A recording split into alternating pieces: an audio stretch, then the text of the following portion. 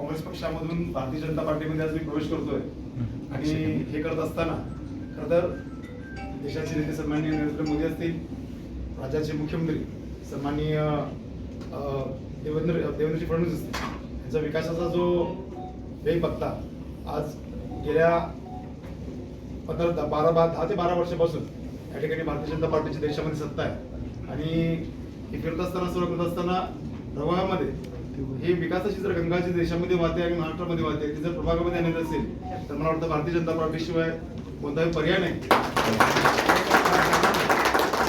प्रवेश करतोय व्यासपीठाच्या माध्यमातून मी सांगू इच्छितो की निश्चितपणे इथून पुढच्या काळामध्ये भारतीय जनता पार्टी जी काही जबाबदारी माझ्यावर देईल ती निश्चितपणे मी सन्मानपूर्वक आणि अतिशय प्रामाणिकपणे या ठिकाणी पार पाडेल. अशी गोष्ट तो अधिकच न बोलता मी बोलण्यापेक्षा काम अधिक करणारा माणूस आहे. येणाऱ्या काळामध्ये अशी गोष्ट देतो आणि माझे विचार समजतो. जय हिंद.